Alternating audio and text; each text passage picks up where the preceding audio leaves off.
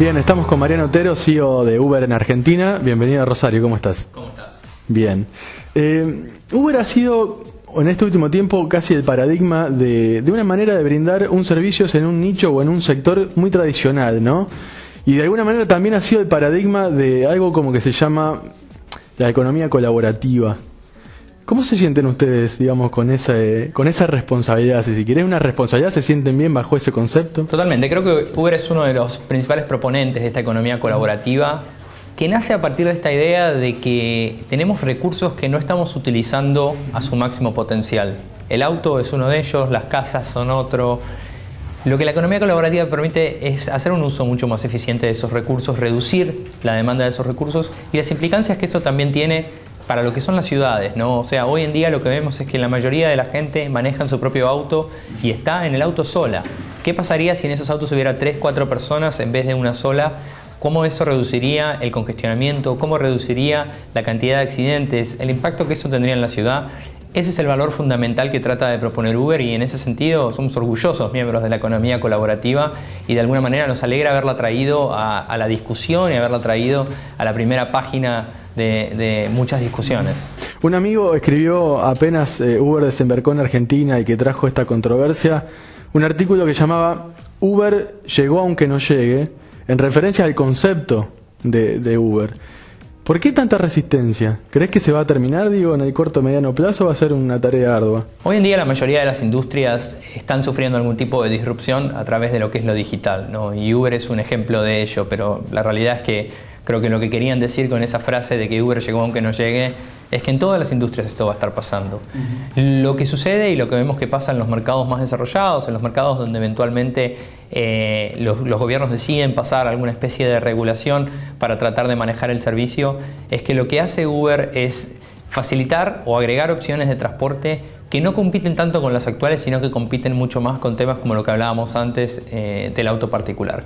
Eso es lo que esperamos que sea la solución de mediano plazo, tema de un avance regulatorio por parte de las ciudades, no solamente la ciudad de Buenos Aires, sino todos los centros urbanos de Argentina que quieran tener un servicio como el que ofrece Uber y de alguna forma también que a partir de eso el impacto se vea en términos de reducción de congestión, en términos de dar más oportunidades a la gente y de darles más opciones para moverse por su ciudad. ¿Cómo lo han solucionado en otros lugares del mundo? Digo, en Argentina, ¿cómo estamos respecto a lo que sucede en otras capitales donde ustedes ya trabajan? Hoy en América Latina lo que vemos es que tras algunos años de estar operando una recepción muy alta, ¿no? A la gente le interesa muchísimo todos los aspectos de lo que es la seguridad arriba de un Uber y lo seguro que se sientan cuando están en un Uber porque saben que ese chofer tiene de alguna manera sus datos registrados en una base.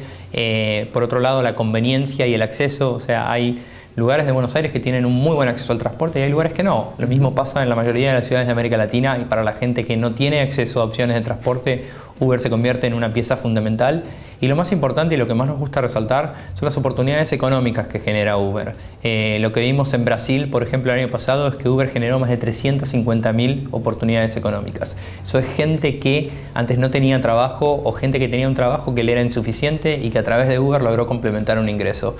Ese nivel de creación de empleo, ese nivel de creación de oportunidades económicas no existe hoy en día en la economía. La verdad que desde ese lado es cuando la discusión empieza a cambiar y cuando de alguna forma se empieza a tomar actitudes de tratar de regular esto, saber que es algo bueno para la ciudad, que es algo bueno para la gente y que lo que tenemos que empezar a pensar no es Uber sí, Uber no, sino Uber cómo. ¿Cómo es que se va a ofrecer este servicio?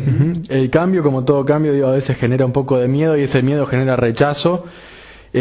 Procesos de robotización, pero procesos quizá un poco más simples, digamos, como lo que estamos viendo últimamente con esto de la economía colaborativa, ha hecho poner, digamos, algún signo de interrogación sobre el tema del empleo. Es decir, ¿qué va a pasar con el empleo cuando un robot quizá te saque tu trabajo? Total. Tenemos que estar preocupados, tenemos que estar con expectativas, tenemos que estar contentos. Tenemos que estar atentos y es una discusión que tenemos que tener, que está teniendo el mundo y que Argentina también tiene que tener como país, cuál va a ser el futuro del empleo.